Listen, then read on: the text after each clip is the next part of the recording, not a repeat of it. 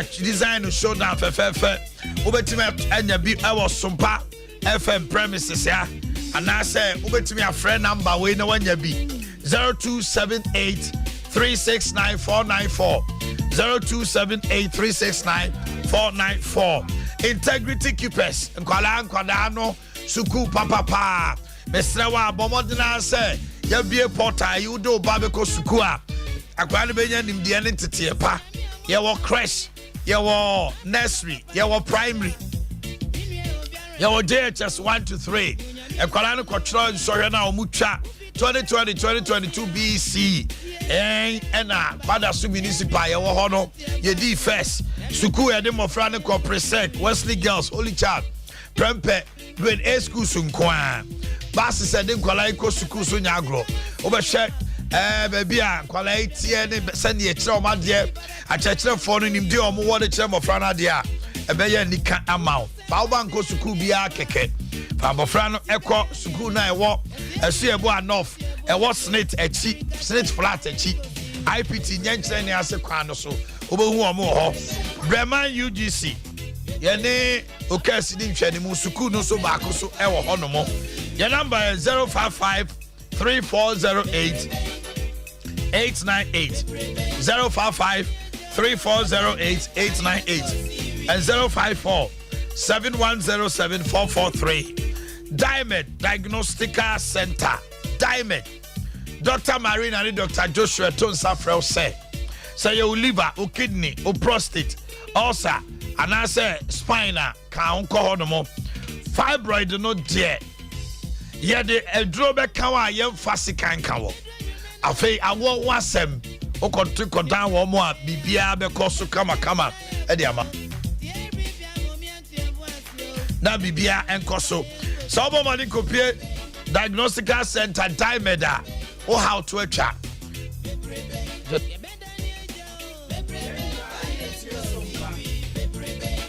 I don't see no pay but Montina Fre. Kuma say your number is 026 7018 289 026 7018289 and a 020 7515623 020 7515623 and kind. Your number is 024 3176 119 024 3176 119. And it is all hair back clinic. Dr. Edo Uswaton Safra say Ayandi Adiam Kwa dia and the know to adi. So honomo na when nisu brew when nisu yo wisi honomo na when any uradia we chile ni musu aye bebre na pressure when nisu da bia oni free suo wako spectacle so enye yakoye operation so enye ya ode for ni chile and that's all her back and dey ni kura no e kasa e chire ye hwe diabetes stroke hypertension waist pains ne fibroid nyina ne infections ahodo ode an say takrade port cortes ben Archbishop Porter Girls no Kumasi Kwada Suwa State Park and Taboro Alaji Walako Junction. Number is 055 9901234 055 9901234 and 059 619 8884. In God we trust. Nebibia Kosu Kama. I care Herbal Clinic. Yendi ade Paroni Bam Abba. Paroni Bam waist pains. So joints. Unkoto jeno ya uya rheumatism sasabro edunya utitimi dwa sa unya paroni bam na no ano no afeya de hepatitis waba hepatitis boa blood pressure the menstrual pains ahodo nyina free ho afei irregular menstrual flows so hepatitis ununuma ma bibia regularized enunti ena me kan for ma say I care Herbal Clinic for nichira we are bone masters. Now if you try to compare me with the Juma, no go check compare no num. Your number is 0530 721 0530 721 and just so go Junction hop now I could pay more. Kennedy digital satellite from 60 inches to 65 all the way to 75 inches.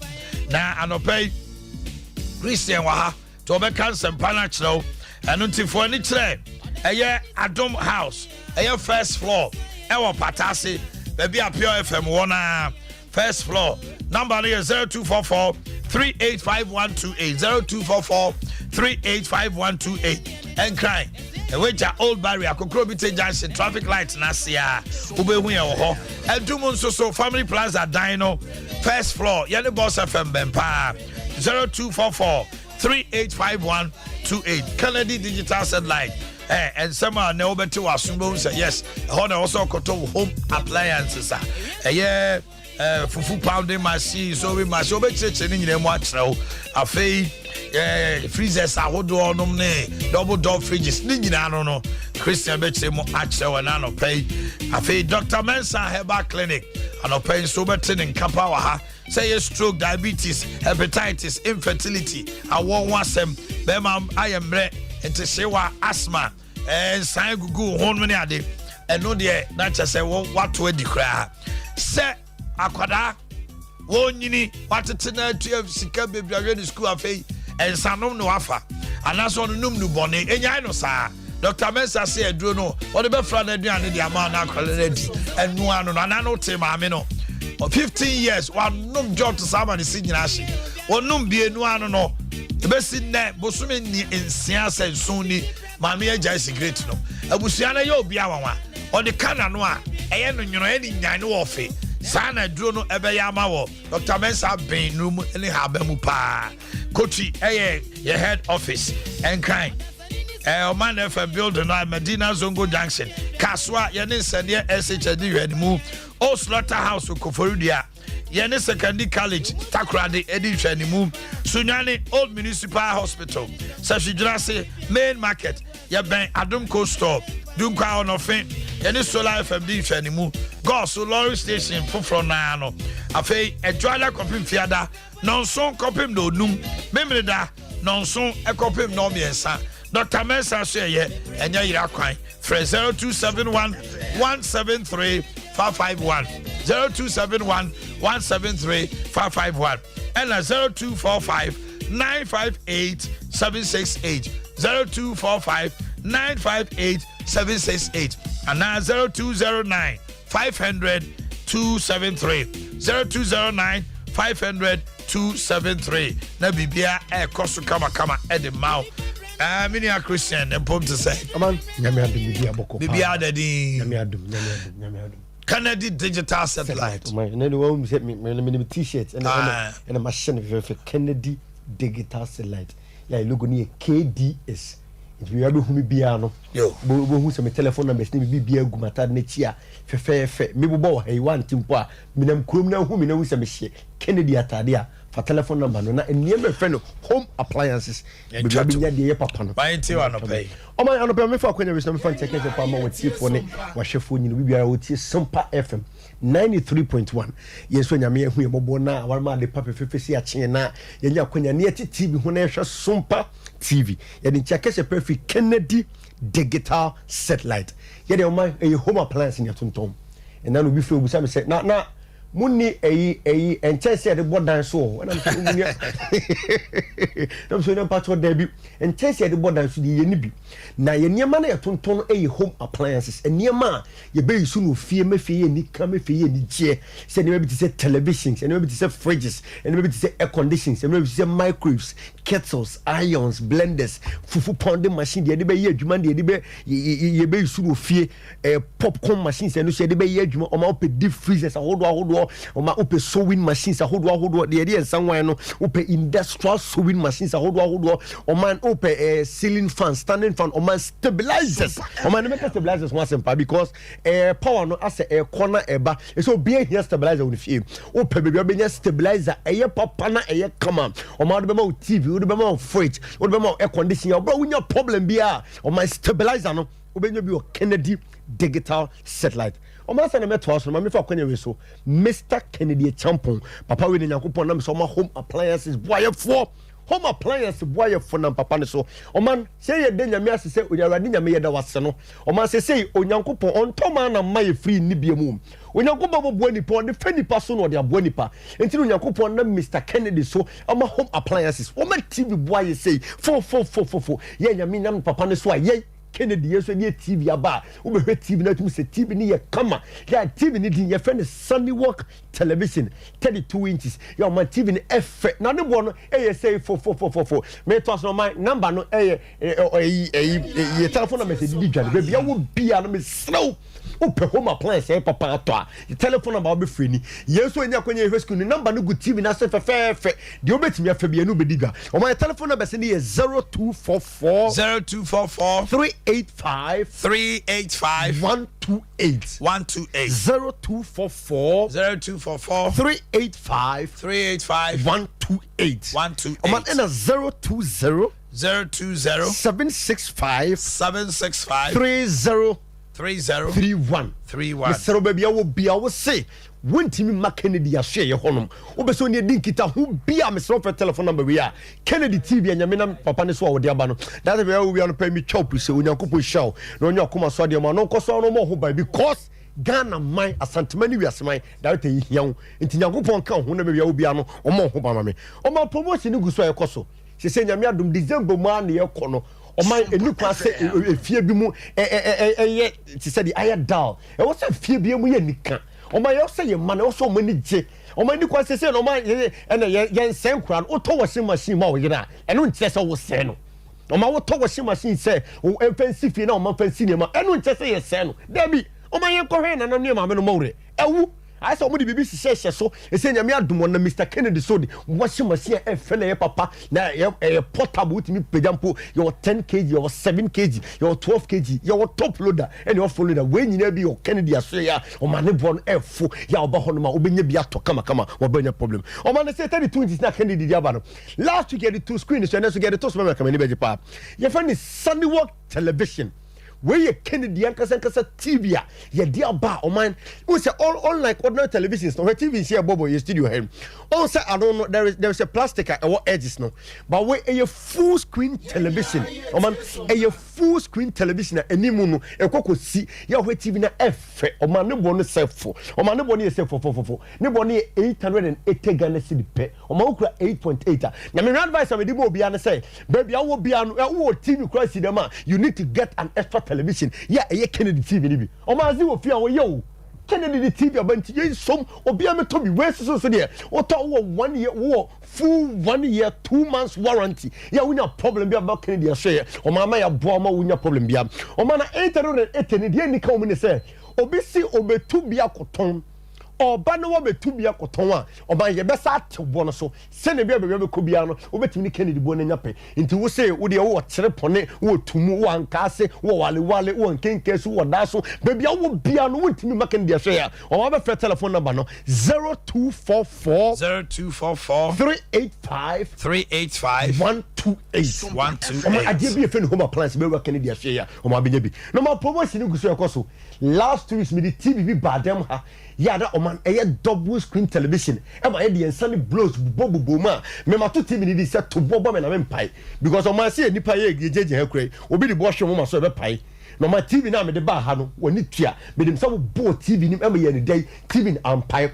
There is a promotion on the television ya oman still egusu ekoso oman TV ne sign na nyame adom Monday no ya say you for from 50 inches akosi 75 inches oman you 50 inches you 55 inches you 60 inches oman you 65 ne 75 inches oman eboni e say 4 ntin how here the boni ba betutuda na moto from 50 inches ne akosi 75 inches oman you tell DSTV ni free for coffee only coffee wunya nwie what so DSTV no na Kennedy SL Tracy Kasa ma so DSTV no ama say bia program bia wo DSTV abaso hwe bia no hwe na Kennedy na bon hoka ye mpewe de ba de ne pe senti na Kennedy aba say ye dwene Ghana mani wiase mani asantuma nyina wo say home appliance de ho adeba otirima ba bi ba ko pe na wo say woko ya Kennedy digital seller o ma na 55 inches no 3007 and now me bob when you hear me pay him what but we are sure them say me sure what they wa be do ho atinye ne yanko adwumam na me ncho receipt man me fa TV ni ma bi aba tell DSTV kwa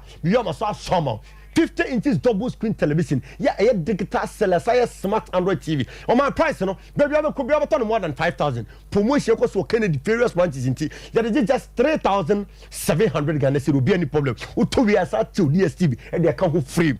No man, and the 65 also so 65 inches. So man, from 7,800. Okay. Yeah, they about 6,900 Ghana cedi. Yeah, only problem be on my end and the 55 inches so and so 6,000 Ghana cedi. Promotion equals to Nintendo. Yeah, touching about 4,999 Ghana cedi. Also, DSTV, yeah, the show free. The real is summer Ghana for you pay your per day. Oh man, 43 inches television. Me, Gina, I bet with my life. You know, my catch again, my near many years, many I say. Kennedy, the about with what challenges to people. So, when you break Kennedy, I share home. Come and check the prices of our items. Be her fridge board, be her TV board, be her microwave board, be her kettle board, be her iron board. When you rain in our board, air conditioning deep freezers. When in our board, we are, me say, men tower your share home.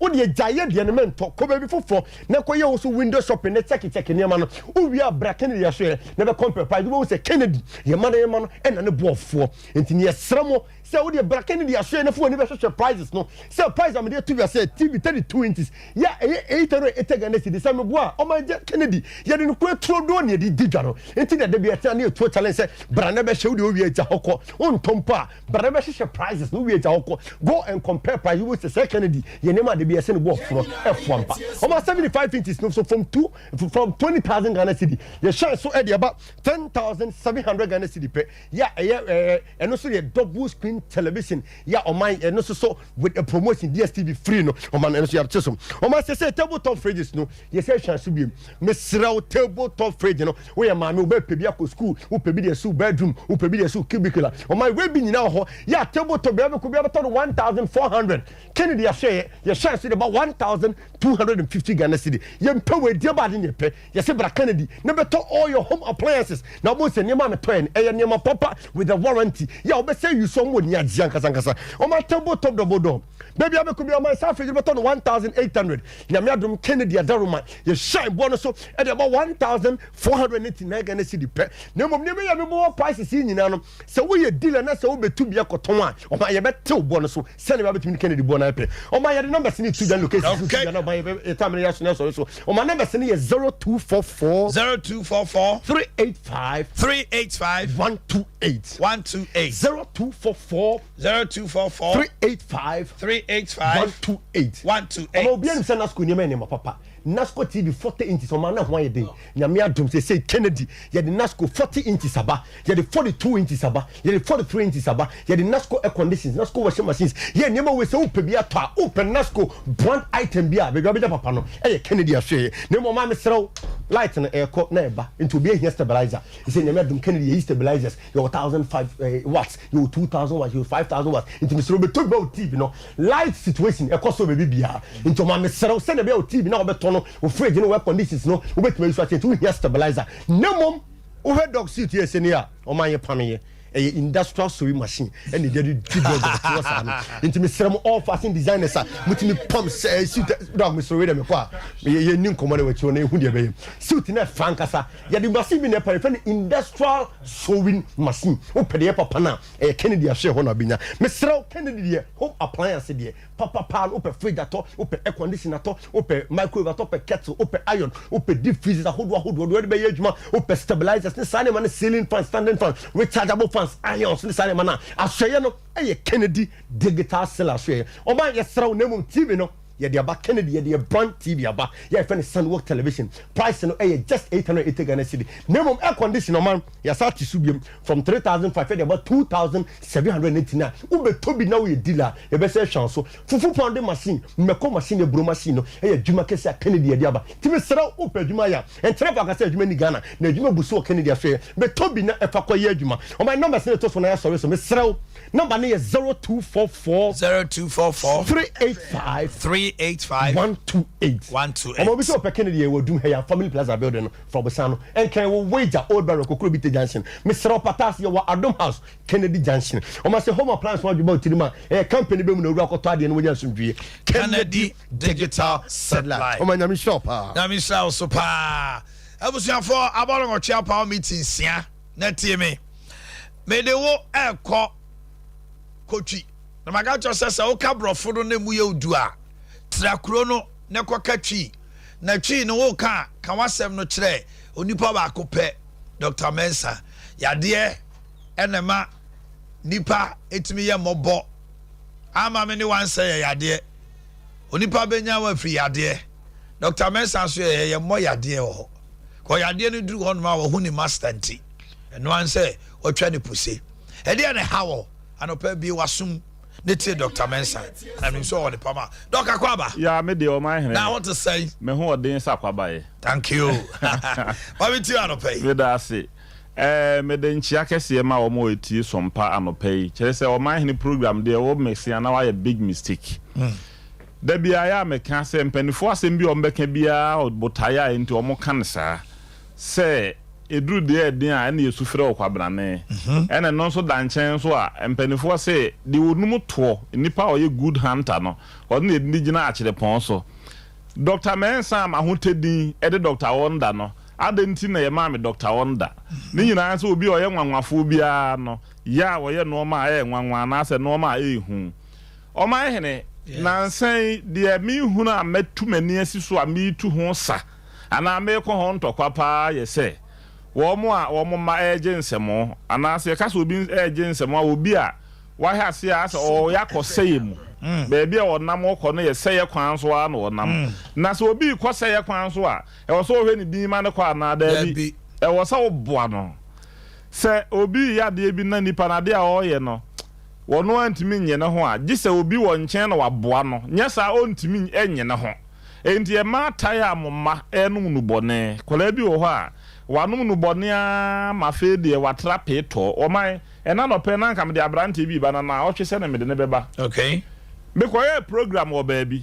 FM bi so na me koye na ne ho asem abeda badwasere de a o mo ka ho asem na ne de ren se wono de wonum bibia bi wanum a masisi o mo si ne hene enti wanom ama ne tirinwi ne nipadua enti wo se wo nya bi nnom ya na ho ye ne basabasa ena om se he ene Dr. Mensa wunie wo na da bia obedwa wanum se wo dro we bie enti wo ni je nei me ma wo mo ne 4 days no na ye dwada ne ya wada so no wi mawie ne ho adwuma ye wagya nu bone nnom a waye kama na wo twese ne me de ne beba fidie so ha ebusua enya hote da bia me kame se ahote obi a ne hote no wadidi ame wadi fufuo bi na sebe wadi toothpick yesi nisim no yi nisim ne hote no ye de nya hote o obi a ye ni bresem ne ye kane saa no obi a onum nu bone a oba o se me da bia me kame se oba tai se wo hwedin ma oba ese wo nu bone ho na wa ye big mistake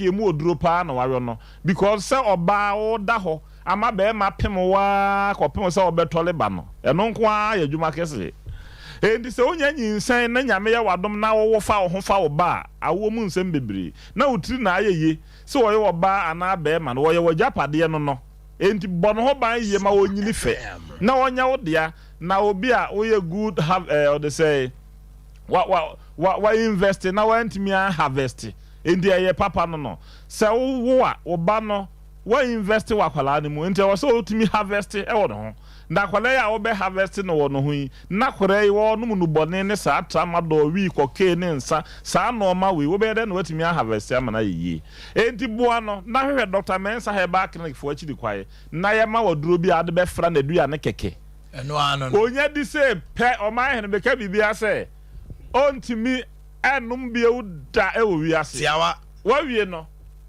enti de me ka kire wo mo a ehwe yen ne wo mo wetie e wo Sompa TV ne Sompa FM so ne se nyame adaroma se wo wani da so a obetimi anya moa afiri obi e wo hawa wanya ho a woni problem woni prokura na wanya brem na brem na be so sanete enti besramo ana de atoso mienu ye nuanom bi wo ho a he wo de opa abonu dwatiri ye ne de mo wonka kokonton wo beboka bibi boni bi wo nipa ho a nipa bra bo ma e ne sasa sasa no bedi obi achi a o man e ma na bra bo sini trase na no de e ba sa asese be onko a na ye di wi ase aso fat u be hia obi no bo so wakekale nanim nipa nyame abɔ na ɛwɔ sɛ nka da bia n'anim yɛ seresere no da bia bɔ so wakekare n'anim saa aso no nko a na wiase ha so no sɛ wiase so no adwendwene ne no ma egu no so ne dɔɔso mesrɛ yɛwɔ haw wiase mu ɛnso wo de na dɔɔso dodo sasabɔne bi de wachi enti na wo bɛ onkoro ya bɛ ma bia ba ho ana ɔkɔ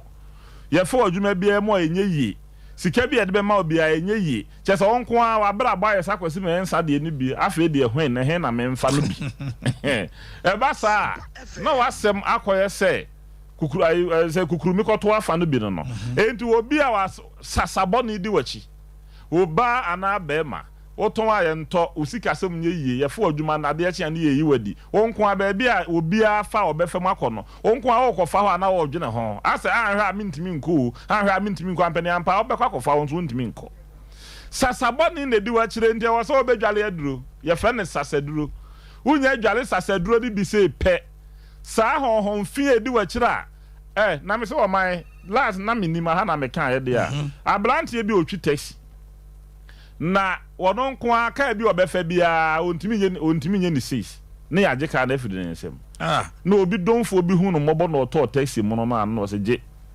koya dwuma na mehwe se opebra ablantie tike mu fra no pakosi anwumre obesi men pepepepe saa obi anteka ni mu so obi anyina no na we na sofo obi a waben gina aka no se krachi gina ho ogina ya asama o ka chen na sa o ka ya wutwe ayema wo mugum wo mayema ahohomone ne demons ne sakapo wo mu nyina ate so o ka ne ma ka na aboma eni mu ba kwa kire miensa olo so ba be o mai o si mensa o de ne ewiase ehu me pa cho fa ewiase tra nya sa na tie bible kra yesu se ne ne honam ne moja na enya enti mfa ne tra sa bibi wo ho ne no na me kan wasam se sasa ebedi wa kira je so odwale ahaban wa nwale ahaban a he se be sanwa ne se sanwa na wie uyo enti Dr. Mensa de aduro bi aba e fe ne sasa aduro wonu ye dwale ne ye kra da se me de kwasi mensan eja tawia me dwale me de me da anajo ade e be chi kwasi ada 12 o'clock kei na wo se bi dwale aduro no u dwale nso a wo hia se u dwale a wo ye be ma wo so osi wadwene pise efiri nan so na edi wanim ne de wonko oba ho woni oba nya enam nhyiamudie bia e na won sa eni na mono e na oba nso u dwale bia the same thing wonko be ma ho oni be ma nya sex e no so da nchen a ubu nsa ye nwale bi won sa eni na mono sa de we utimi di so pepepe na u dwale adure sa ene nso a ubedwale be wi no bo nsa afi ase han bi apie wanim enti ano na ye fa ne se wo dwale sasaduru okay Omanhene ana bio ye kan on sa me kasa den obi wa obie na num so wo kasa eja tawia obeti se nyafu sentenko a ya ko abia friends ntuni was sentino Sydney was sent na bia obi a wonu mu bon yale pa ntihweniye ye fa ne halitosis yale a obi a wonu mu bon ya na wo mu so nro obi de aduro gu na sum na obi yese ni nyina ne se ewo yemu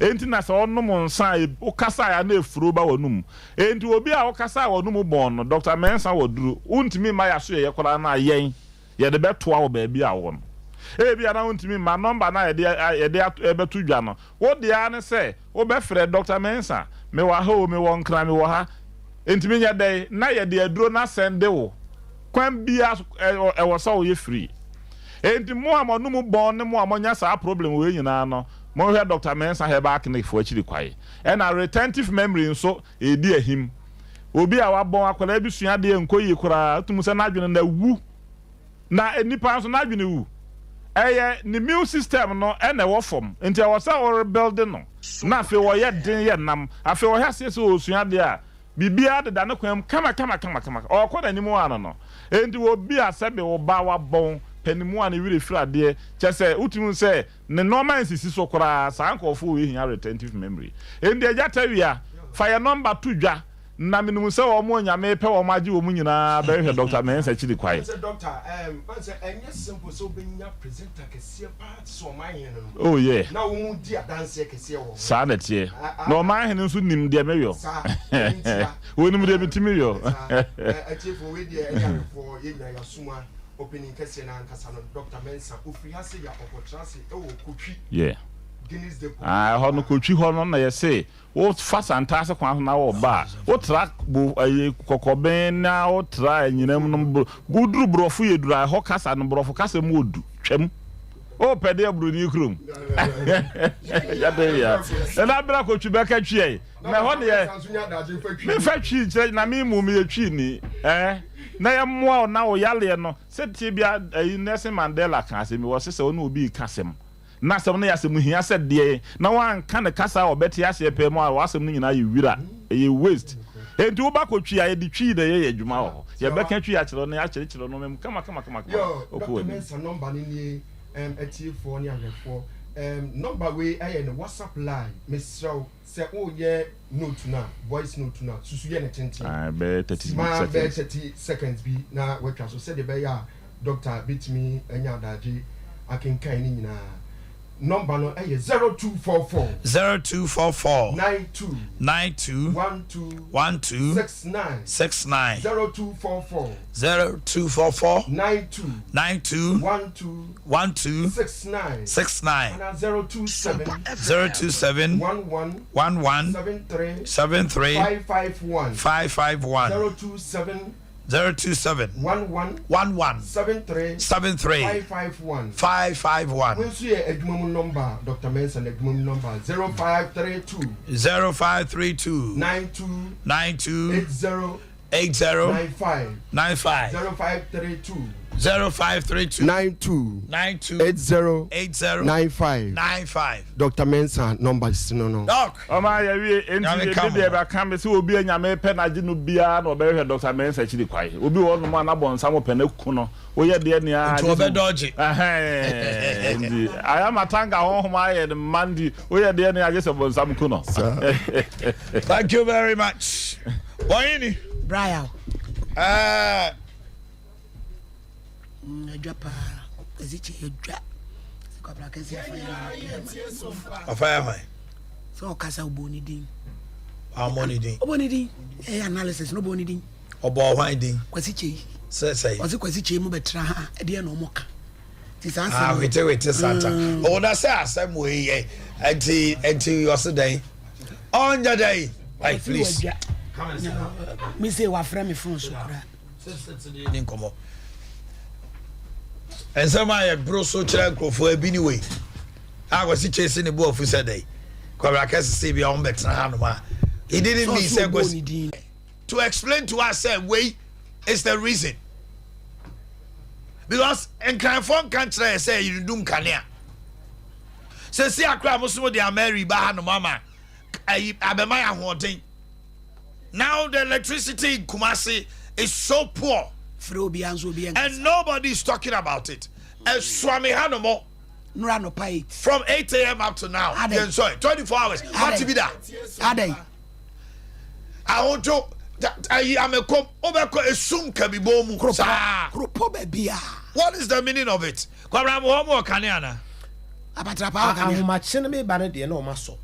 Almost an hour match. And to them. Yeah, Utu fisre na ma to sen order da akrache fo adwuma to to sen maybe yeah to yeah sen yeah akrache come in friend wo kra say o hwa mitimi mba because they sum Uboni dina no pray I no afraid. You see, it is about the proactiveness. Dubik the one kind. He's the CEO. Me producer afraid. Also for Ashanti are finding out what is happening. Because a free last weekend they almost Swami yeah Juma wa ha musu say you pay private partnership na private partnership no be maybe a Juma no fani pentianeka na fiti enra no pa no ngoche nipa na toti zelano wa bedai en wa breaking no atimi atua obi ka edi no Asante Region light off basa edia Yeni obi a waka. Wo frɛ we ya menkasa. Ɛyɛ de ba asɛm. Ɛyɛ de pay. Ayɛte so am ye radio. Everything run on watch. Ya so generate agina so. Ya ko Jerusalem. Have you quite on the can you echo? Man must eat. Yes, of course. Yes, can you thought is it? Yako have you quent you. He's not for Coco, a quadruple cockra, woman who can say. I had and Rama Poetuma, Macofiana, Maubia, my Poetuma, no me and son, Namitiha, Madame Watchman. Enemy tia. Before 9:30. Oh, go also assume. Because back for setena. Wa fe no niam sense. Wo niam sense wa. Adrodro niam asepin fo ane ba hyenachi. Aso bia wo so waduro. Aso bia wo so chance.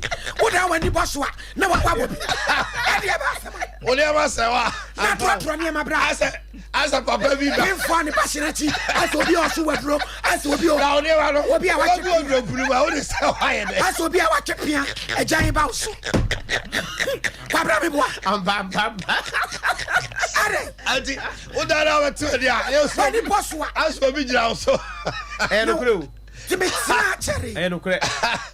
Oh, you didn't go to Boss, no kure. Oh, that's the Elutina, maybe what do people never say. Now you do Kadia, Mango, I think Crema could tap me. And you miss me with Fiam, some afraid you, Minifiam, so. Minifia party. On the most serious note, yes, no, it's Yama, Miss Yafra, Udiani and Casa, about Choba. Where man and Yamakon and your cry and your cry.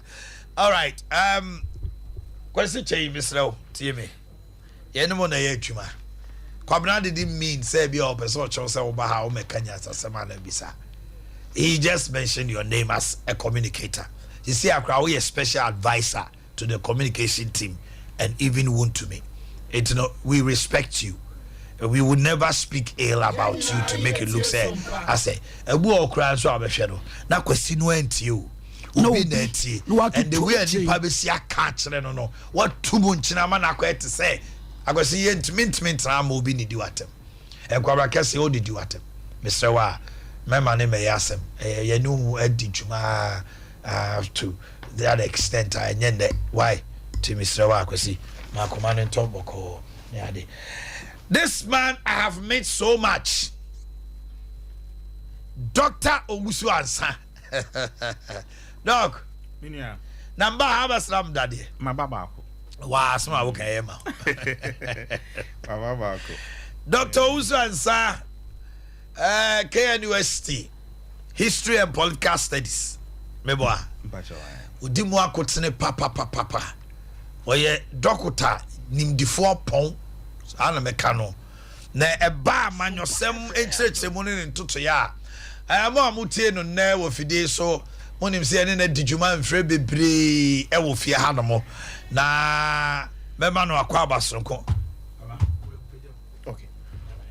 Yeah. Doc, warmly welcome. I betra hama me na afei me hwe wanim ye. Na ye nidi nkomo. And somebody say I na me hia unkyere mu ewo yabakosem ene ne de besie ne hu sunsanso.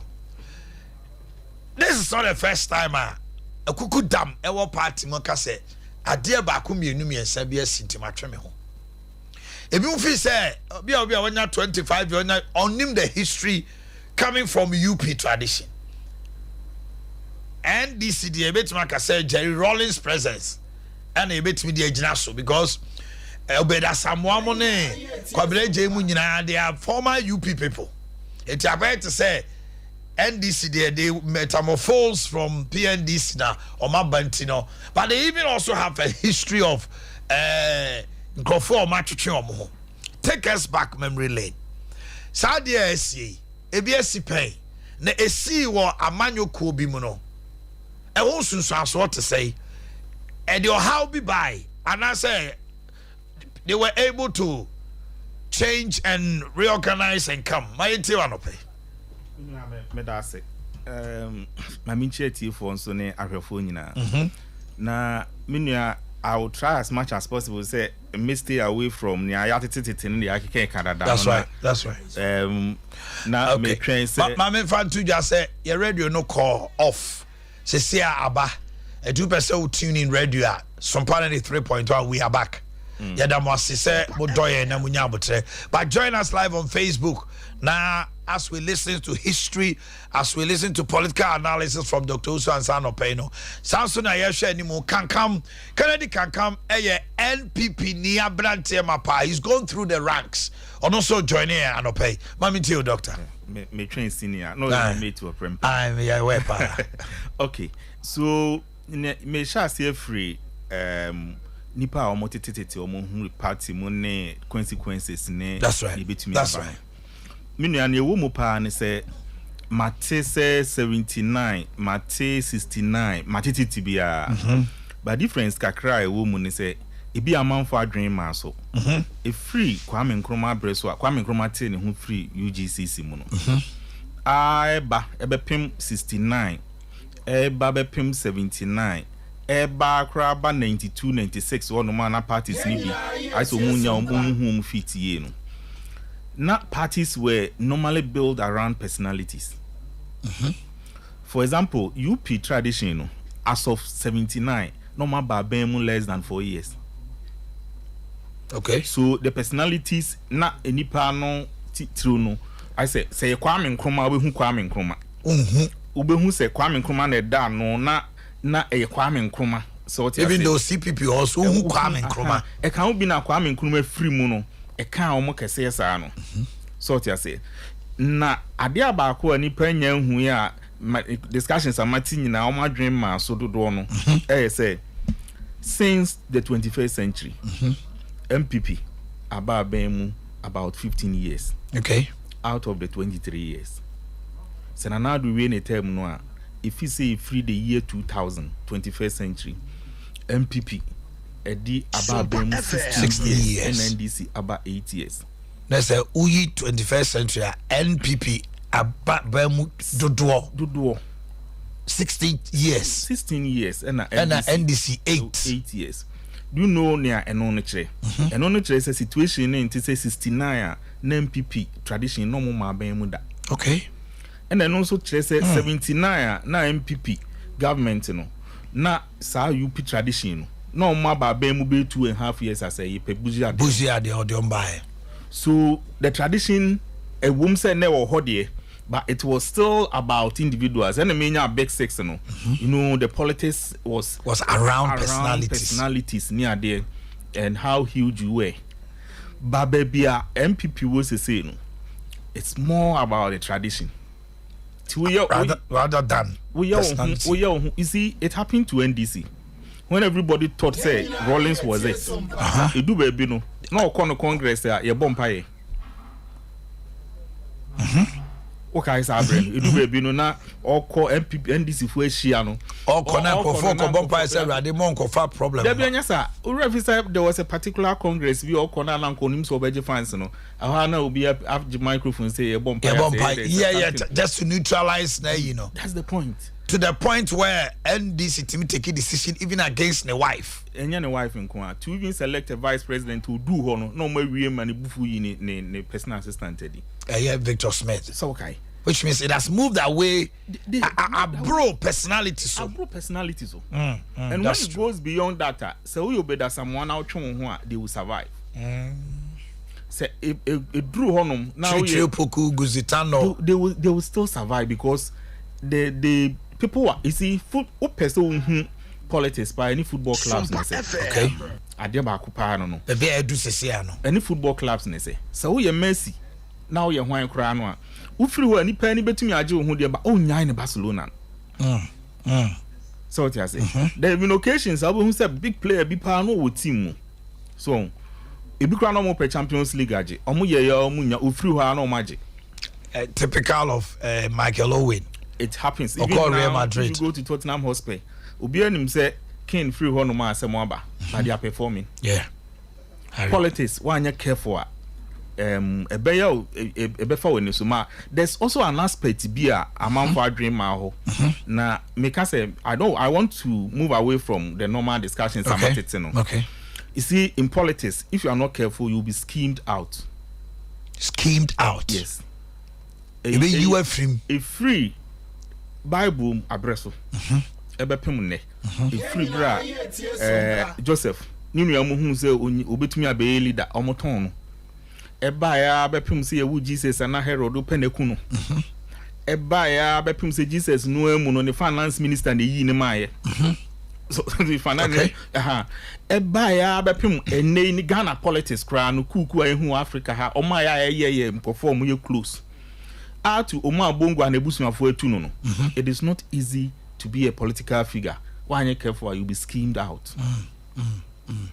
Na scheme out no baakuni Omanhene me ma example bi ye fa ne se we sit out this na se my madwen se me pe wadwuma no aya unim ade baako metumi aya ne se ebi ame ma ba metumi amankofo bi abemben no ma start adwuma wo ye kura sika wo je no eso na omo ye yi na ahye okutupa na wafiri ho ufiri ho no ma then I come in and step in.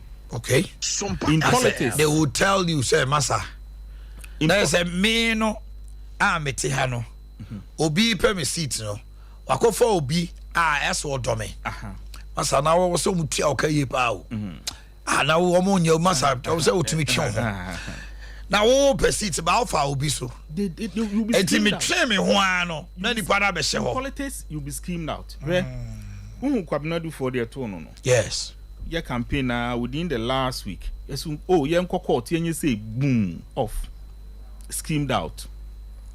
That was a withdrawal. Say one ye careful. I mean, say serving nesi. But me the need to do for anything I na assemble me train kakra. Ebetumi aba say unim alanche matin. Political life for politicians in Africa normally end around 80 years. 80. Yes, around 80 no. So won ti akonya so na fe na occupy na edin. Okay. So what you say? Okay.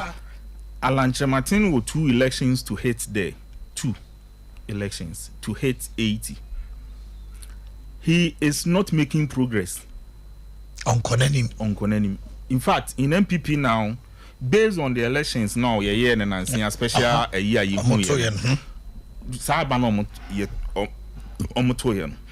would realize that he's no longer the alternative.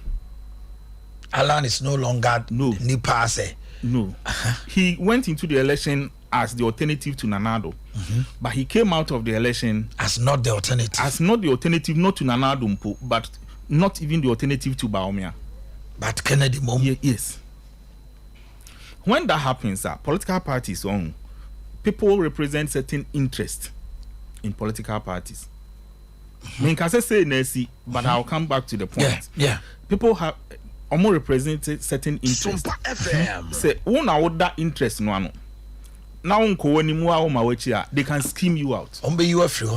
So that omo wo wechi ni bi. They will push another person to represent their interest because you are not making progress. Because they have an interest. They have not an interest you. And you are not making progress. They can nicely scheme you out. You would think you are taking the decision for yourself, but you've been schemed. Machiavellian tactics. Yeah. Machiavellian. So what's in a picture? And sometimes there are a lot of politicians who have been schemed out like that. How many bombs also know? Why do you know you are taking the decision for yourself, but you've been surrounded with people to help you take that decision so that you are out of the system. Now another person to represent the interest because you are not hitting the grounds. That's the point. And it happens in politics. It happens in politics. If you look around, some of the people names naming who are around now, these are people who are, I say, election be or even if they go, they lose. The people in the team, most of them.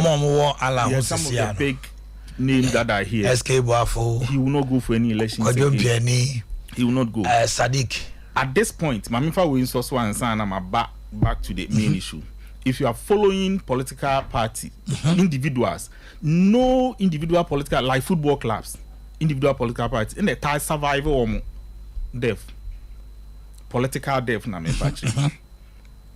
Sebi say obi ti football club na ye ne nko ane de o man mu a oboso ofiri mu na club no. Na club no so agu. Political parties. Na even cry so proprietorship a ye hu bebre wo. Nipa kro no wu pe. It's like that with political parties as well. Recent times, no di political parties. I say, omo dia no mu free mu a. Sompa FM. That's true. So it has to be a tradition. Then people will subscribe to it. And it is a sabri. If you are 40 years today, I'm just advising people who are following. And this is my personal advice. Me pancho will be and taking me to Ibia. If you are 40 years today, you have about 4 times 10 you have about 8 to 10 elections ahead of you to be 80. Okay. If you are about 25, you have more elections to go. If you are following someone whose political cycle is 2 elections, you have to be careful. So be our 2 elections. Now 8 in the crowd. No, I am saying that if you are following someone whose elections, the cycle, no, just 2 elections. 2 elections, you have to be careful, especially knowing that one-man political parties, and especially and shutdown last day after him or her.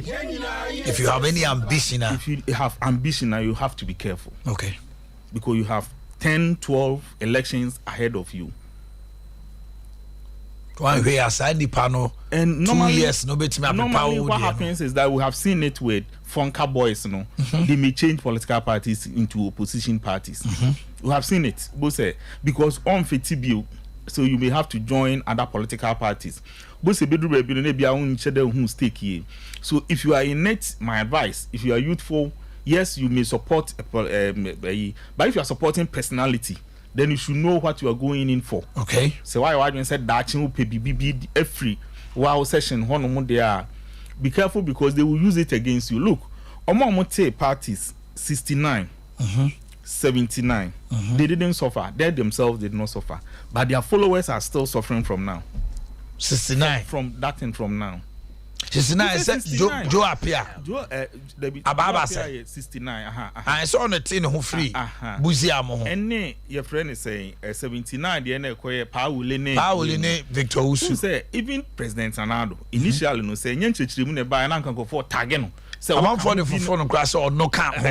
And you know it was negative for him. Yes. No person mo de tare no. Nti ene say be ba the person sabrene e kasa no na Pauline no ni ho.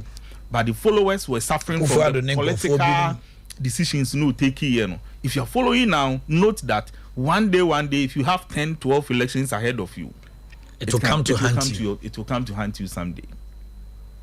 I am just explaining for people to get the and then we come back to even I think that the decision was taken at a wrong time. I don't know why. And personally, I think it. So decision Alan take here, no? Yeah. Even if he wanted to take it, because this will also affect people who are moving a more parliamentary seats.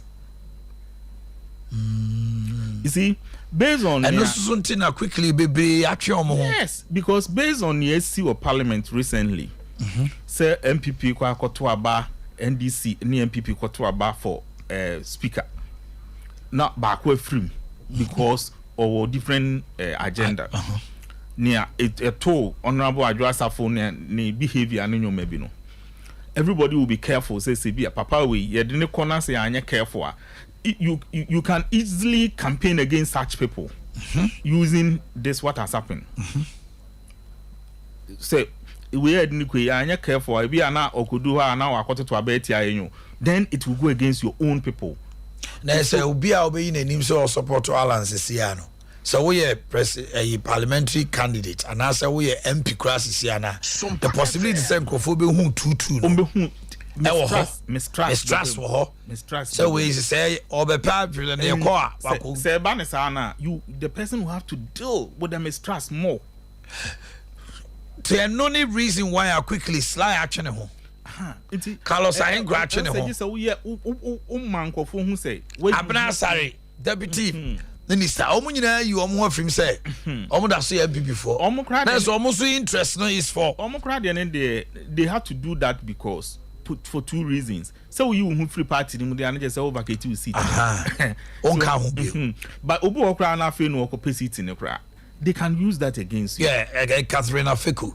They can use that. Evalujra or person Sako. Timing before for you was wrong. Before the primaries for. Maybe doctor, not just say no. For him, it could be okay. Also, I'm considering the cheetah for. Yes, for him it could be okay. But Omo want a China, Oman supporting within the party who are seeking for party positions may suffer from the decision.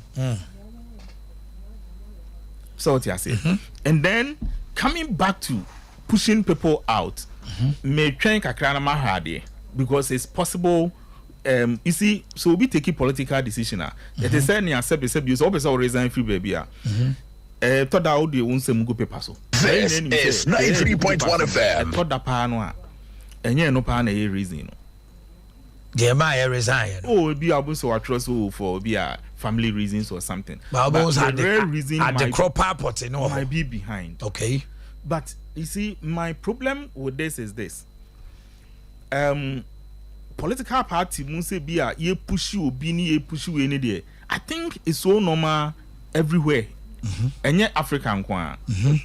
One yet a summer when you're ding. Yes, I will push you out. It is there.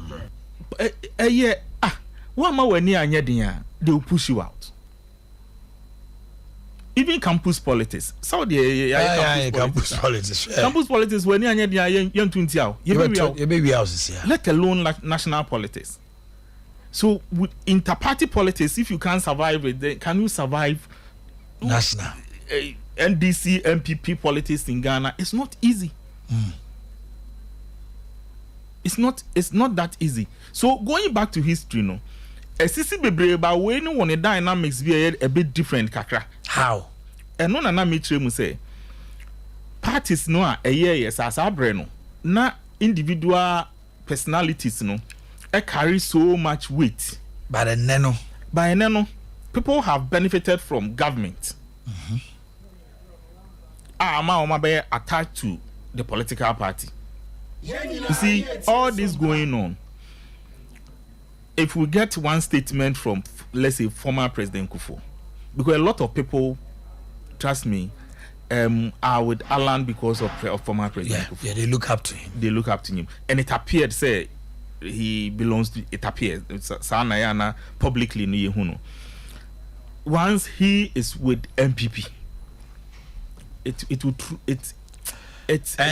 and I don't think, sir, he would. President Kufuor Beka say, Alan I resign to also how? No. And so the moment that happens, you see, say na euphoria no eye bebre wo. And now your politics near here no Africa hanom say no. When you careful you will be deceived by social media. Yeah, when you careful. E be na to Peter Obi o Nigeria no. He was deceived. Social media, and because his supporters were those on social media. Yeah, they say they will make the noise and they will do everything. And so why you careful? The rare people on the ground, social media crew, ni ma the crew. Ono so beto aba. In fact, almost social media no crew. Ya uko delay money ado ato aba no crew. Na ya na bebre na crew mo nkoto. Ombe did no mo nkoto. Tinsembu beto social media. Enye radio the traditional radio and nipa no betia or no onko kind of one you careful you'll be deceived by that kind of and I only say social media no Omanhene if say you find say SMC MPP mu a na me NDC ni social media no make say say me MPP ni na me truby e ba she MPP okay to my say benefit to my advantage. Yes, for example we see there's issue with ethnicity Asante vote but people tend to forget that Kwabena Dufo also withdrew from the contest on also Asantini. Okay. So the two main maybe Asante candidates in the NDC and MPP, they all withdrew. Kwabena for Asantini from Kumawu. Yeah, also withdraw. And Tino Bakasei. Na Alan so withdraw. O Kasei Asante. Alan Kwabena for so NDC. Alan also Asantini. And then you got people saying, no, then Muntu I can't move you my free money there. But what is his name? The former KMA boss. Sapo. The be neo contested NDC no. Kojo Wonsu. So also Asantini. When he went, said he was voted against. So that kind of ethnic politics, when I hear, it doesn't really sit well. Okay. So based on all these dynamics, may train Kakra. You know, for the first time, I can see radio interviews lined up by Alan from here to here. I'll suggest one thing. The MPP should only respond to the ones that are a party concern. Let government respond to the ones that are related to governance. Okay.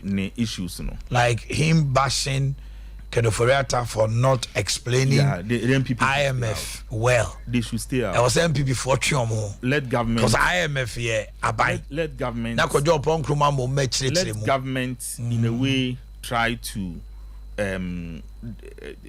water down Abia and Seminole. The issues, because the party knows I understand, but you see, if you were Alan, you would try to sustain this in the media.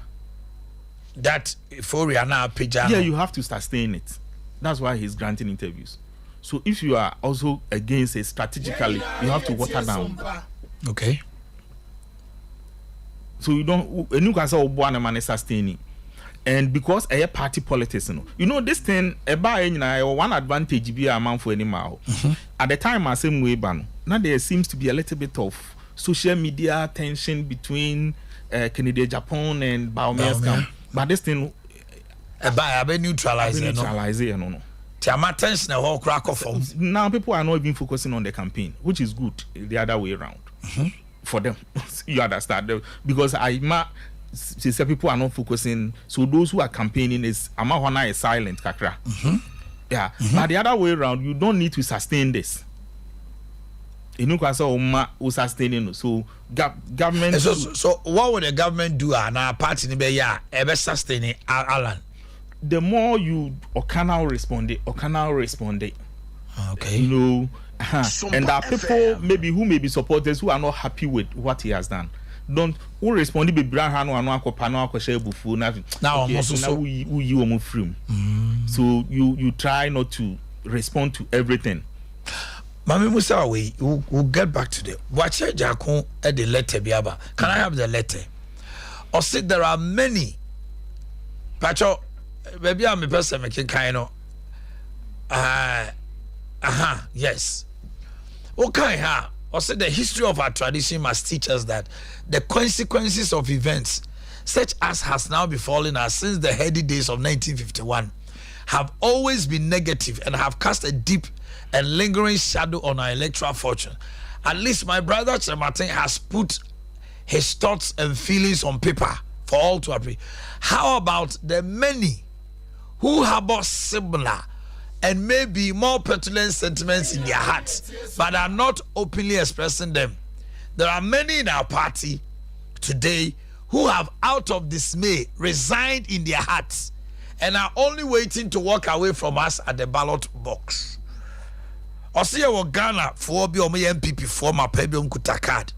Oma resign o ma koma ni o ma dwenem because of me pian ne pinidu bi ne niam bi e koso say Alan allergy say party no ye hijacked by a certain crop of people ne behind the curtain power brokers bi no. Osiye wo bi ni mo ho no ma wo mo so ordinary as in quote. So on said that you nipa bia but ebi a police station executive ebi a oje police station but okuta position as executive but a party ni okuta card wa resign won akomem election day on Kotwaba he will just walk away of the ballot box or talking about apathy. Do you see this? Yeah, Adea Akye Abia political party, especially so government because party bia with different interest groups So if one interest group, if you say they are not being satisfied, I say omo wo dwedwedwedra enye mpanyimfo no kwa mpanyimfo no so omo nkofo e wo form. Okay. And that is sa na ya na etie. But na depending on so many scenarios no do so pa. You see, let me use one NDC got to this crossroads at some point and they managed it nicely. You know, there was a time people thought that their hoists were the the campaigns, and they have taken and Sedun Ketia and his group, but they manage it nicely. At every point in time, every political party, Ubenya one of the interest group leading. At every point in time, I bet me I shift it to the other side. You may have 1 or 2, 3. It is sebe a kwanye faso ahimfi. Okwa say ebusua we mu no. Ebusua miensa na edi ade okrom ha. Na amadukuma. We ma. Na ise adru ya amra maso. Eye den ya say dru ho no mu a. Adodode no ebedo so asen omo aka no. They are how to manage omo aka na omo aka no so expectations of the situation. Okay. Omo aka no so expectations. I think that MPP there no bibi kakre, because if you look at Baby Free Beya, there were too many interest groups. When you have 17 people contesting for presidential, you should know that each of them you are having 17 interest groups. Ebinimu dey betimi akeka bo when 17 kura betimi akam yinu mi ensa mi na bi, but they represent different interests. Ewo party. So you then have to manage it in a certain way. And you think MPP did not manage this well? Well, if it's all man somuye. It depends on it also depending on the expectation of the interest groups. The expectation, you know, baby, and then now in your person. And now when political aspirations, you see, people want to dominate but don't want to be dominated. So what do I say? They don't want to be dominated. And when they see people dominating, on say. So these things are my only problem was that these things is still a partisan, but this particular one, the hard when they say people are coming out of the party to speak about it. They are not speaking within the party. They are speaking out. They are speaking out. Attacking Alan for resigning. Like people are speaking out either in favor or attacking and I say must not be sustained in the media. Because Kojo Penny granted an interview at that very the night after Alan's resignation. Said the problem of MPP today is Kufuado. He laid it. Yes, all the SEO problem ni nyina Kufuado. JJ Kufuo Jahono. Want me and camp partner mo. I better tell my basane say. One man nipa bebre who say, "Where media? Where your media?" Do you put that on the doorstep of Kufuado? Because at the end of the day, Onosusu na leader now. I don't think so. Do you know why? Tell me. 2007. Part of the problem. That's what he said. In part of the problem. 2007, people were also blaming Kufo. Yes. Say MPP problem here Kufo. So okay, so the Kai Legon. One of the things are Asia Mejidi is maybe is if from any penny be if it's a negative, but now it is a big positive is that if you look at the party in Angasa administration. So interest group ne ethnic way balance ne ade, and especially when they say assembly now turning into an Ashanti region ne vote mean who be our scientific survey can say way free hona way beba, but the party's general secretary is coming from Ashanti region. That's right. Organizer coming from Ashanti region. So treasurer. Yeah, so that interest group, and even in governance, you know, chief of staff, and so interest groups, you know, and I may wonder why these things are happening. That maybe within the interest groups, there are other interest groups within the interest groups that feel say omunye satisfied. But when say assemble, then you penny out down on the yeah the kakrabe found. Then kakrabe found. So at this point in time, I think say near it was a party near your pa and say omube say the November 4th will be quiet. And can it be quiet? Oh, it can be quiet. Shadia is here. Ebi mo say so bia ka say Alan na wo free MPP mu. Enya nsunsuanso ma wo mo abato no a. Ekwan ben so na MPP so betimi neutralize Alan. ɛyɛ sɛ ɔmo bɛkeka ne ho nsɛm basa anaasɛ ɔmo bɛyɛ kom ɔkasa ɔmo nka bi anaasɛ because sisi ayi yɛwɔ nkurɔfoɔ ɔmo ne Alan yɛ adwene wɔ sɛ Sompa FM. na nka aduru no so ɛkwan ɔmo fa so a te sɛ deɛ ɔyɛ ɔmo scheming it out ebi nso say asɛ Alan ɛyɛ bɔkɔ dodo ne tirim yɛ ndɛ dodo scheme out no you can be scheme out by your own people. Normally scheme out who say me church room no scheme out on see if I say me represent one interest group o ma hwe me a de no I say me kwa na me ba machi amanfo nso di machi. Okay, you can be schemed out by your own people. By your own people. Take Adubuahin for instance. You'll be schemed out by your own people. In fact, also about 92 elections, Eco 93, na Adubuahin ejina mu pa o. But by 96, na quite to send the Kasa bi ni ade bi mu fi say Adubuahin mo awo mo. Om ko fa ko 4 by. Say interest groups no. Would they maybe you understand me later. So be almost na you are not making progress. You are not making progress, and they see people coming up who can push better than you. They will scheme you out. But you see, Machiavelli can say me, or say a good prince should never lack reasons to color his bad feet. Should never lack good reasons to color his bad feet. So ubia ye bibia obepe reasons be the amount. And sometimes when the person involved does not even see it, you'll be schemed out. Scheme out, you bet me a scheme out from outside or from within. I say you are not helping our interest. Yes. Yes, so I general woman edi swadi huno. Ye hu se wo wakoba ko mienu miensa. Omwaye. That was one good strategy of Akufo-Addo's team. Omo de election call Supreme Court. Ma ekoye say abato no. Oh, he was making progress. So who say the numbers showed say oh making progress. Very good. But when your numbers are being reduced, because Alan has come from 38% to 4%. Omanhene, who say me the way example. You find say me tie. Na me ye adwuma wura. Na me hu say bia me morning show no. Send ya me pen no nya sa net a. Betimi amankofo bia ba ho ma wa resign. But me na me pese me. Okay.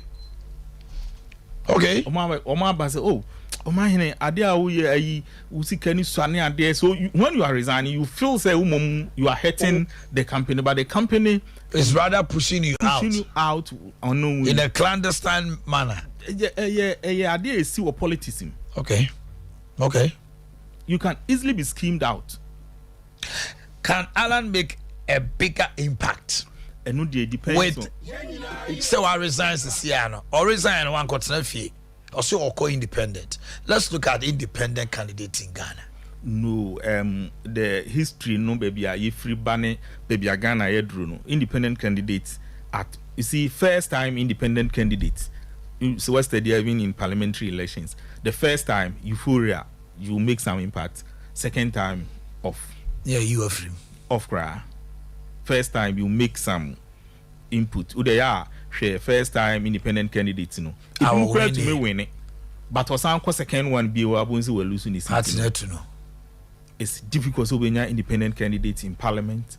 No, I can't was say independent view. On one him na second time bones for the one party no are not affiliated to no because on when him say or Sanko independent viewer it won't be helpful. The situation now, no, because of social media and those things, you know, is a bit different. So one would have to watch. Obetumi make impact ni wo mu no. Impact is all the be head MPP. And I say impact is all the be one ho. To become a broker. Okay. Make us a broker. Broker say atu aba na bia akodi third. Na o ye so influential say or baby or then vote to be kono. Ebetumi ama obi awene. Okay. So ene de obetumi akọ say masa me ebo am awene oba 5 ministries here media. Okay. And I say here media you give me some CEO positions or something for my people. Those things can happen. So impact there we have to watch a little bit. Sabre the into minka. At the moment the impact is that MPP independent be free and they will have to get them back or make sure that they neutralize whatever he's doing. So those are the things that you look at now. About on Crown Pound meets me. Yeah, we are looking deep into Alan's resignation. And some more kind be the party is hijacked. Omoko to aba nipa and Crown catch up saying come tono back or fino. You toss you and nema akoso no the tenets of MPP and MPP, you know, I say it's become a shadow of themselves. We are semi or the two jar any intimidation northeast nipa back when Nini Ade official the party did not do enough. Now I'll say one word, the election from day one shows it has been skewed to favor one candidate. And no what can I say? I wanted na me person me share opinion on opinion, but no question my woman say what scenarios Sompa created FM. more. I think he also did not help himself. Alan. Yeah, he didn't help himself. So say In political party on say adie bi onim say wo say wo ka ho bi say yamfre wa wa do ho shim because enye ba bia ye krokro ni pasa. Do you get it? Number 2, it is not always majority decision. Sometimes you can follow majority decision. It now akoye evil. Majority decision can be illegal. okay. Majority decision can be illegal. You see, we share scenario that 2014, the elections are MPP a year special delegates conference. How was it done? The same as this one. Omoton baby. It was the same as this one. So, what were the reasons in Tia number so mobile one place? I was rather thinking so mobile one place. I could between I am more. Man talk about message. But I think that in the interest of the contestants, maybe financially. So, say Banesana, na your interest, not necessarily the party's interest. Okay. There's a me no me sha sikaseye ni adie no me pese ye ba baby baako, but that one is your personal interest. Ti say anya ma wa no nkire say bibia sie hu. Okay. Do you understand? And then say wo kwa adie bia mu a e wo so hu the laws na e wo ho no law no kire say general council or whatever council omo na ehia e take decisions. So when they go and they take a decision and we are saying it's skewed towards a certain direction. You see, in every election, we are leaders whom we are there who be a or no na will lead the election. Already can, and people would attract it.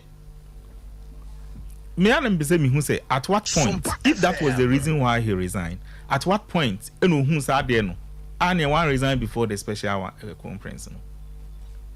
Number 2, I don't know the legal aspect. Me nimu yenti.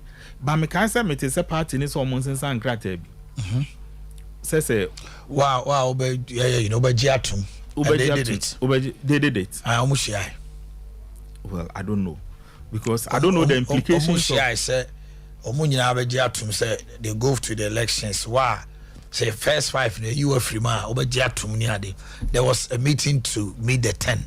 How omunyina shy. If it is on paper, it means you have an agreement like that. I don't know how that can also be effected against him when he tries to file at the EC.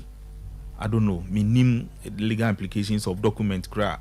But it means that point you were part of the process. You see, near Hameka said Kennedy Japan was part of the process. Kennedy Japan is entering this contest for the first time. He came in even late. One shall sent him. Kennedy Japan any more votes than you. Votes no nyefree. MPP for them. That's the point. So in party politics, crowd sometimes say you kikiri to me boawo. Put me 10 no sympathy vote to favor you. Now, MPP ebi must they at crossroads. Sana uhuno. 2, the personality Kennedy Japan. When himself, you do a lot of research. Now it looks as the contest, no. A free akotone adeni mokrade as omun. It is going to be between Kennedy Baumia, power brokers wɔ hɔ, government wɔ hɔ, machinery wɔ hɔ, we wɔ hɔ. But Alan exit no, can it inure to the benefit of Kennedy? And answer Enyesa. In terms of delegates, say if Nyayatitini and Okre say Omo eba publicly no, ebe can be almost a sound say it's rather going to Baumia delegates no. You see, the say politics no one TRCA ya no maybe before when so. This is what is happening. Baumia's campaign team is concentrating on the delegates.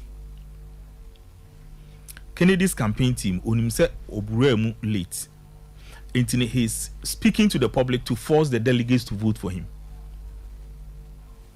So outside the delegates, he appears to you see him getting the public to force the delegates to vote for him. Because you hear the delegates, the public say, "Man, for Kennedy." That's the campaign strategy.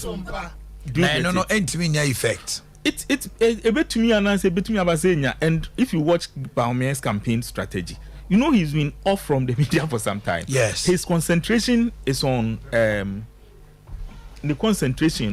is on the delegates. Mm-hmm. It's on the delegates. So you have two different campaign style, which is now ongoing. Baku concentrating, focused on the delegates. The other is also a focus on the delegate, but he knows very well say we're not the kind. So he's trying to get the public to force the delegates to go a certain line. But at the end of the day, the public is also going to vote. Yeah, but the danger in this is this one. Why are you careful? No, I am say fear delegates. Mr. Fear delegates in Mini. Umar going to mean Ghana ohun. Ye enkofo ye ntumi can no to people. Ye ntise Nigerians. Yeah. Say Ghana ni ukọ no ho kra kwa ko piska wo no ho no nya bi ma cross. Oh. Na one man term and no pay ya cry na me ye yango for you to me can know to people it will come no politically so catch us men to ma on kanchiro but there are signals for you to know that you will lose. So we could draw now lose ya na utimi ya that one ya careful you think that you say we through delegates Do you get it? So these are two campaign strategies. So if you watch Kennedy is on radio, he's on radio. No, a lot of people who listen might not necessarily be the delegates. So definitely. But the attempt is to influence the public to push the delegate to vote for a certain. But we na semenya delegates cry. Metima ka kire wo a delegates. I say to influence. That is this a campaign strategy allowed. But Baumia's campaign strategy is also focusing because he knows he's in the lead already. So let me focus on it. Just a campaign strategy. Okay. After this round, then you see the real politicking. Then you may have Baumia also coming out from the delegates now campaigning publicly. Okay. Kennedy can come.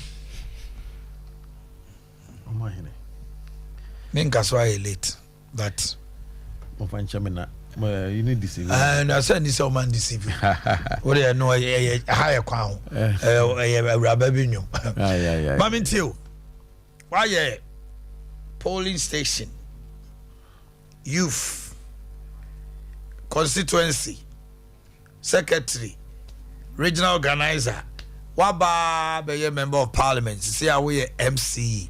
It's a far MPP Asante Mantem Hadia. Sompa FM. And Nimo Bio Betimaka the rank and file of the party.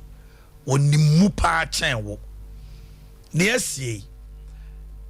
Ebenyan Susa saw Ewa Asante Mantem or Mabatu Mu. Ghana as a whole are affected more. And as a moon say, yeah, about the end so ABS die, bet me tria faso. Mammy to your Kennedy. Your Omanhene, did you come and ask them a chat you for na mapa? Mochoka crass a time on us so me late kakra. But they make Kenya and say MPP for or motive me. Any more pass almost about MPP because MPP never train pamo because of our policy and program in 2024. And Kombase dada nana beto amana and new papi beba become. you be free other political party with this NDC money other party you have to come and join Juma Nana Danko Kufuadoye. But before I go there, let me make these corrections. On the workers now boss secretary share my the secretary. How the organizer? Mammy, brief one now. I was a police station youth organizer. And I'm a police station organizer. I became police station secretary. Then I became police station chairman. And a secretary and also the a police station. Secretary. I'm a secretary. How can the secretary? Not just all your regional secretary. And then I'm a deputy constituency youth organizer. I'm a constituency organizer 4 times. I'm a regional youth organizer 2 times. And I'm a regional organizer 2 times. And then I'm a member of parliament. Then I'm now the municipal chief executive. And the MPP assembly there may my opportunity to serve all the president of MPP since 1992. I'm not president for a year president in 2000.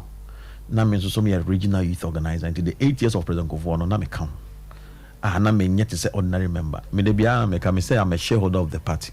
I'm not an ordinary member of the party. Nti me President Kofor penyin die nyina lucky enough na me very close to him. Nti impose oba ya santo ho no be meetings work na me because they knew that I now me nyina mo say na omo groom me. I didn't know that, you know.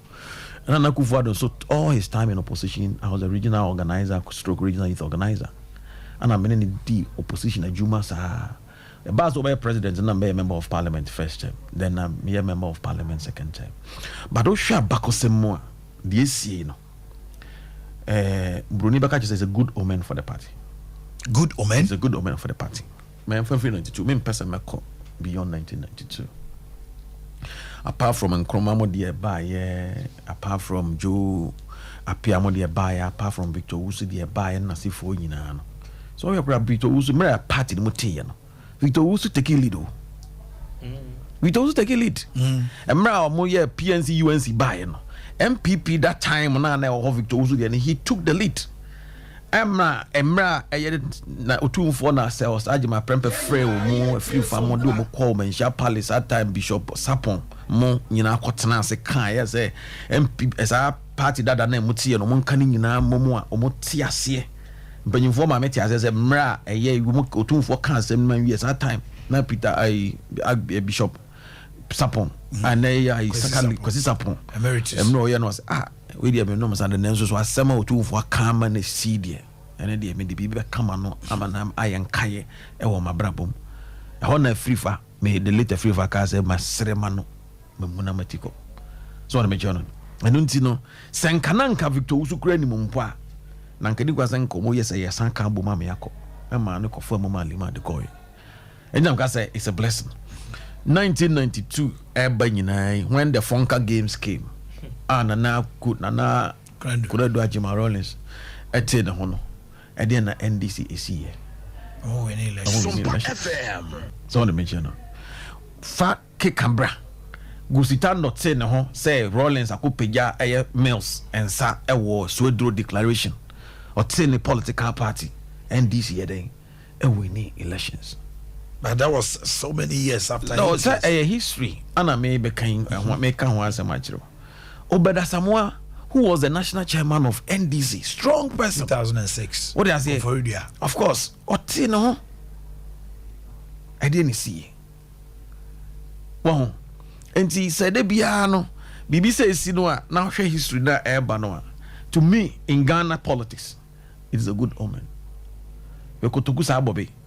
Me Omanhene Yaw for Sompa otaka we kotoku sabobe sankrofo no musu mai dangerous kotoku sabobe ade 90 cents no ma enso nyanso no ma asante ankra asanso de ne bia kotoku sabobe wona me jano tu ade na ne nsa night say star but enya star nti asante fo workers be kotoku sabobe me nyanso no ma I say we MPP ni na we MPP ni no ti committee a akomamu no enya papa yetena se ye ka bibia no ye kan na wa na wadane wa ye kan no akọ na no. Those things in political party doesn't help. Cause political parties also be the political party here. Ne sen ka men ka ba na ka ba MPP. Ka me MPP. Me koto aba ma me obi ehun kwa me fa so we ye. Me no a wo ni first person me ba radio na wan frame ho. Ka efida dem ho. Ishaso me call ya. So that's the only election I lose. Me come here. Obi anim say me call about to me lose da. Ishaso the first election. My Monday now and only election I lose. E wo my brabo nyina. I mean lose election da. Na obi a apparently amesi so aka me pejaba. Na o hwe kwan a the circumstances. Sompa FM. Ah, ya fast so e me lose yes one day it me say over 3 million Ghana cedis, 30 billion on Saturday no go. Ajuada, wo frɛ me. Wo frɛ me. Wo hosa na me pie bai. Ana obuza me kwa so na me se me. No message dey si gina no. Party no na hia me. The party should survive. And conform mako over 300 no makop primaries o mo lose no. I brought them all of them. Me no obomo. Ye do mo nyina ba together for mo go an aspirant enough for victory. Mo yeah, you crowd invite. Of course. Mo ba here no. To the extent say the year o nkofo ni bi wo ha. We just wanted to engage them so that they won't be disastrous in their areas. You know, we Ghana be campaign, and so now my view, my poker. When you go, was very nice. But we stood on our grounds. Say MPP de biano, but you for shower. Maybe MPP would have been in minority by now. Yeah. Because we prevented a lot of people from contesting as independent candidates. Yeah. People don't want to recognize, but I mean, you say that me won a historian. You know, I'm the youngest serving regional officer in the party. Ghana youth organizer at the tender age. I'm the youngest regional youth organizer ever produced in MPP history. I'm the youngest regional organizer ever produced in NPP history. And as I said here now, I'm the longest serving regional officer of the party in Ashanti region since 1992. So. And so we na boom. The only person na na say no ntimi fa na meka ho ne former MP. Ono na on-call primaries in Lusu ye. Ntimi e wono ha be sia aso so na ade na so. Say wakọ ye ne ye se ya awie no. Ana ye kan ho boom. Won de mecha na ye nam na awefu oku. And you can even pona ya awie na ye se ye kwakọ come and see the way we were treated in some of the meetings.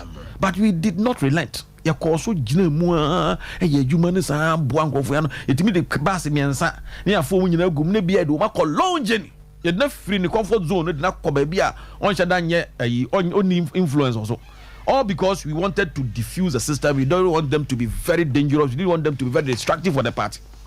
Enti na ohene Omanhene, yes, bi PNC ye man pipi ni bia mo where dey na si obiamu and then they said the party failed sometime. Me the man kana me was a me plain. Emra assembly see na branch this na ka say MPP kokko faka no. Na ya fa na ya rehwe num nyina. Eno na nka go be na proactive. Cha branch na na ni. Emra e bro ne bass no. Na nka party no delegation should go there. Na nka tempana na nka wa faka ni nyina. Na nka mo na ko one of the biggest nicest hospital in Ghana. Then the party take care of the person. Na neutralize bibia. So we did not do those who were in charge were not proactive. We nya me asokoro man MC na me sori akonk ai silema kofa misika ese na me de akoyese na was a part the to that is dan ka no baya nanka bibia nya bibia ke nyina yan ka say obi ai 100%. But on sometimes you know, so you're party officer and also you're party pensioner, you need to go beyond the normal party constitutions and the duties and the rules are part in the man. The human face. Yeah, what number be brain be with the political scene. That is why normally you need experienced people. I'm not saying those who are there and experience. I will go beyond the reasonable doubt to do some of these things. Because in Kaoba and MPP delegation maybe a northern region from penny walk around a koye, Serrano, a koshe no, a farnico hospital, and near ya. That is the only thing that Honorable Alan Martin hold on to. And the Ganon go back say, okay. It be crown was one banin true baby. Maybe, but I don't know how he are. So until media, as I said, no, MPP for BBNCU. BBNC, I said, party na also. And was so sound so there, a best sashay. Now I'm telling you, you be breaking 8. Where you be breaking 8 no simple. You be winning 2024 no easy. But the make catch will be and say, men for our shebre and conco bo be shebremo. And for our shebre and cobo be shebremo. Because me, as I said, no, I'm a living witness. Sem ubedi obiachi no obey nipa ne be free wa ama ebedu ba bi ubenya asem no so wan hwe ni ya ebe problem ma me nka asem bi obi anim say can come yakofo boy obi onim me bia o ye pipi ni bia say can come yakofo boy me have never been ala obi anim eduru ze yakwa kikiri na me hakma so ajuman yeah me hakman obi onim say bia anim say hakman ebi kura anim say me ofa me ma me nua ne hakman me free hakman ho no ana be gina mfimfina ene me dia be gina ba bia me dia gina ugina o say me there I will say it straight away but obi anso ni ba bia me gina ugina I'll tell you how the appropriate time obi anim me everybody knows so support me organize ground masha ema hwan obi anim masa won me akukudro me anya sa akukudro obi anim say me Dr. Bawumia nti kind na me ka say enye secret o ma me mre o dey say na o ma me time so crash nti ya me kan nyina ne say emra me ne president Kofo nam no so na me che no senka me take advantage of president Kofo na kam de ye no ba tan ya once president Kofo on free party ni mo but when nyimi on be active politics is ya ko si nje kam ye den ba na kam ne ne ko o ma o mu su president Kofo 2 minutes di nkrofo ani ye nkrofo basabasa ni nyina no president Kofo ko ye no maka o maka dem o ntumi amba but because I was liberal I was able to miss some party na mansum nipa de make I say me sum ye some party na do chise si an so mu hweye no so wo ye brosoa na wa amfa wani ansi party so that is where your problem because the party no panyini be free ho no na wa uko enko why irrelevant but obia say wo kan wo say wa ye kan MPP asem e wa asante ase ya obia ni say Kennedy kan ka o friend no be ka MPP no o te MPP ase ya o ye MPP adwuma enti ba bia you can fit me e dey enti na kan ma wie sanke say president Kofo Nkrofo no mo ye extreme ni nyina no kana na do anyusu bebre and as be converted ko ye ne o ma bebre na na do bi so mo but me you know I was me fit president Kofo what I say masa fit na Akufo-Addo ma fit as parliamentarian and masa fit as a chief executive na Akufo-Addo appointed me kana bi wan say can come because I was very critical because of the party na party winning power so they okay so I was very critical say the come about so be ya Juma party na winning power no I was so critical on him in 2010 2011 2012 coming and make me say me criticize be brave when the man sign win 2016 election because do be one na do uduru ye campaign na duru say futu okwan so I was say wonko na so boa na me say hey and na me kan wan say no ye kwa na duru ba bi na duru pa ma was wonsi dabi na me ya be ya Juma friend pa was wonsi ye free me ka don cake to KGT disciples na yet na nansi sama motikani on pie fa soro kra mame organizer was wonye ti mra me nya no second time no na me say masa ade we de meka waba minim so be say nya but me kasa say mu ya kiro say the be next time on because we need the party me power we ya no actual press release obaka ya mitimi plus say no press release no dey but no be explaining no e ho no started say ono so see form aya 101 in 2012 and was started you know we won obi o take advantage be say we won and now media ne say umpo me ka kire ba o mi angola na me say mo say mu hunu ya mo di mo hwe ni mo pese mo we ba me ma mo we da you win all the media no I will make sure that you get what it is for the party. I mean I have my reason why I'm supporting Bawumia and number kan one me my reason of supporting Bawumia is to make sure party will break power the 8 and you say you break it of course and me say my MPP for me I'm there I'm on the ground I am me a grassroots you can't grassroots be what say me grassroots what do they know about grassroots omo say me grassroots what do they know about grassroots you can't grassroots you need grassroots for no no ne grassroots for all the make no and you ever say me MPP ni bia ni wa man ma MPP ni bia mpane me hunu we o tina me mpere ho nkasa no so I me mpere ho nkasa me mpere ho hunu say hu sa me enye hu me say enye hu ba me no to me agina wo bi mutiri na tie bi mu kasa kire ba no I'm happy within me sa abanesa me mu waso ate no me nim any experience am wo me Nsiasu constituency after say me lose election no na me hunu nkrofobia na omu ne me nam na me hunu say na omakoma mu no na different thing no ana me hunu say enipa no san ya anka me hu me de dodo sa nipa kro no omo de komo san ya anka me hu ma no ka me nim say de anka me sia ma de na was the way they was sign we are sign then you know how to calculate and bring people on board I lost by 22 votes. Yeah. 22 votes was spoiled. Who knows I made anything?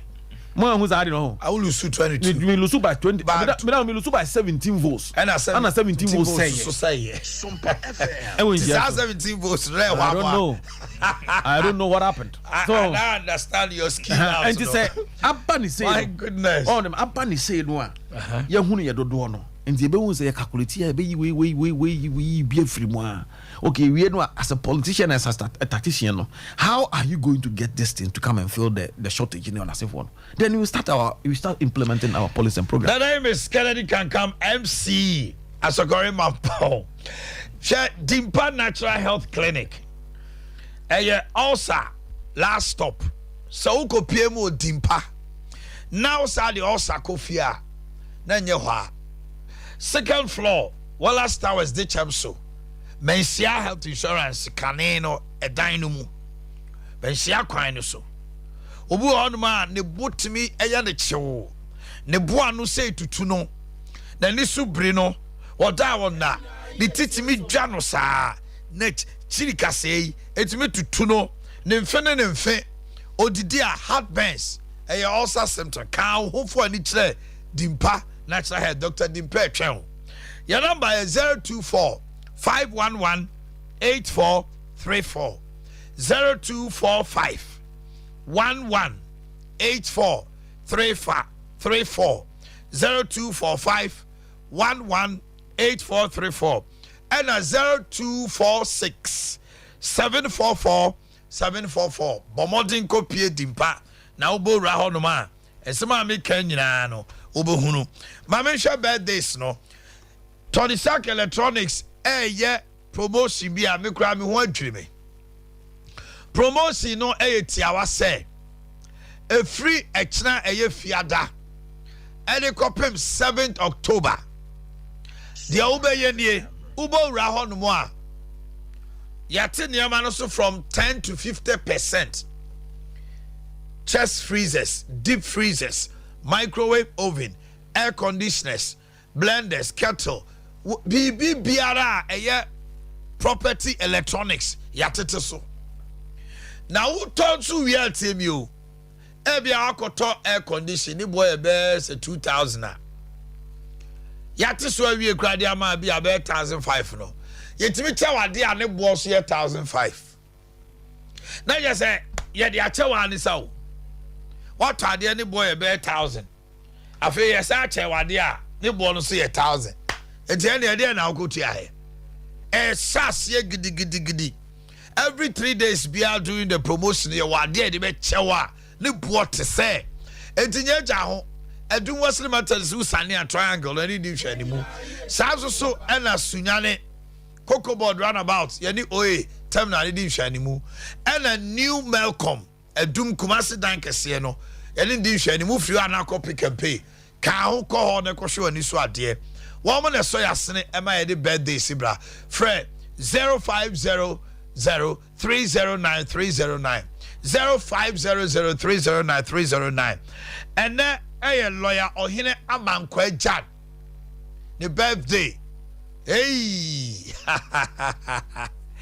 yeah look by a beer lawyer Omanhene Yaw Jan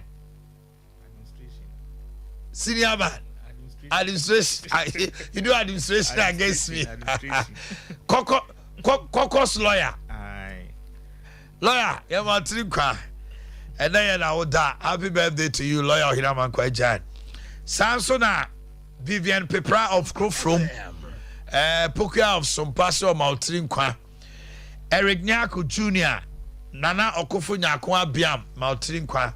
Happy birthday to Iniba Kisiwa Yeboa of Nkawie Secondary. Technical from your parents and your boy Ma Vida. Happy birthday to Bridget Bright Kwame Bimpong. Hey, I call glasses in here.